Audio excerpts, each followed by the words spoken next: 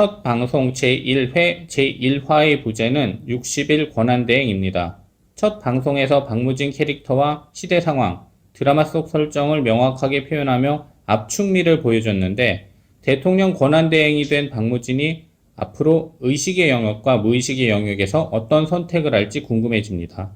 드라마 60일 지정생존자 제1회 공연 읽어주는 기자 천사욱입니다. 난 왜 저항하지 못했나? 상처받지 마라. 취향일 뿐이다. 심리학 책 2권의 저자이고 전자신문 계열사 전자신문 엔터테인먼트 문화예술 담당 기자입니다.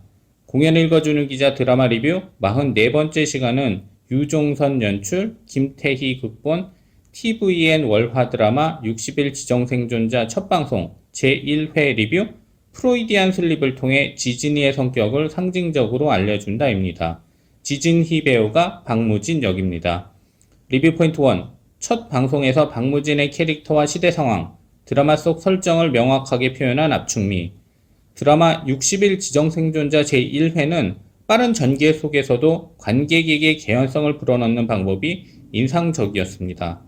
테러 발생 당일 오전 9시로 시간 이동했는데 시간 이동을 좋아하고 호기심 유발에 관심을 가지는 우리나라 시청자들 중에는 첫 회를 보고 계속 시청해야겠다고 결심한 사람도 많을 것입니다. 박무진 장관의 캐릭터를 단적으로 드러냈다는 점도 눈에 띕니다. 소신 발언과 행동으로 인해 환경부 장관에서 잘리게 된 입장에서 갑작스럽게 전개된 비상 상황으로 법률에 의해 대통령 권한대행이 됐습니다. 박무진의 추락과 부활을 포함해 첫 방송부터 확실한 반전을 펼치며 전개됐기에 기대감을 높이고 있습니다. 드라마 60일 지정생존자 제1회에서 박무진의 발에 카메라가 집중한 이유에 주목할 필요가 있습니다. 겉으로는 태연해 보이는데 불안한 심리를 발로 표현해 박무진 캐릭터의 내면을 자연스럽게 보여준 것입니다. 손은 상대적으로 의식적이지만 발은 좀 더 본질적입니다. 손의 움직임은 나도 바로 보고 다른 사람에게도 바로 보이기 때문에 의식적으로 조정할 수 있지만 발의 움직임에는 상대적으로 덜 집중하기 때문에 마음이 필터링 되지 않고 발의 움직임으로 표현되기도 합니다.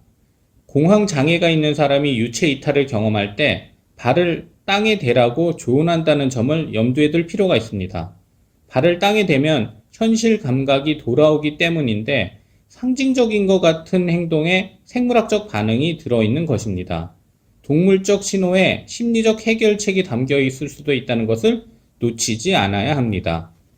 구두 잘 어울립니다. 박 장관이라는 대통령 양진말의 말에 박무진은 자신의 트라우마를 건드린 듯한 표정을 지었습니다.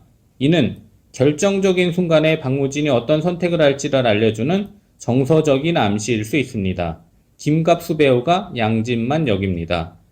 한자릿수 지지율의 대통령이 선택하게 되는 비굴함으로 인해 박무진은 잘리게 됐다가 전화위복으로 생명을 구하고 대통령 권한 대행에 오르게 되는데 자리가 사람을 만든다 라는 말을 60일 지정생존자는 어떻게 구현할지 궁금해집니다.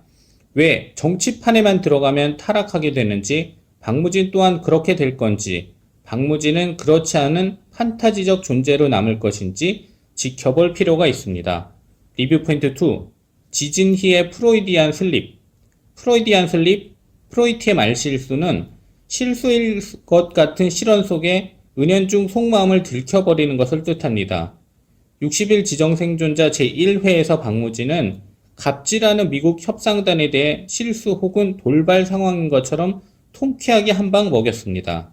실수인 것 같지만 본심이 드러나는 것처럼 보이는 박무진의 행동은 대표적인 프로이디안 슬립으로 보이지만 무의식 중에 한 행동인 프로이디안 슬립이 아닌 의도적이었을 수도 있다는 가능성 또한 드라마는 열어두고 있습니다.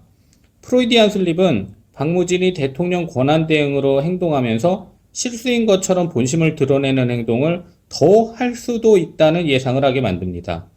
의식적인 레벨에서 의도적으로 했을 경우 술수를 쓰는 것처럼 부정적으로 보일 수도 있는데 프로이디안 슬립으로 잘 표현된다면 박무진은 더욱 매력적인 캐릭터로 자리 잡을 수 있습니다. 공연 읽어주는 기자는 전자신문 엔터테인먼트 기사 사이트와 네이버 포스트, 전자신문 엔터테인먼트 채널을 통해 글로 보실 수도 있습니다. 지금까지 사연 읽어주는 라디오 고정 게스트 되고 싶은 천상욱이었습니다. 여러분이 행복하고 자유롭게 사시기를 원합니다. 고맙습니다.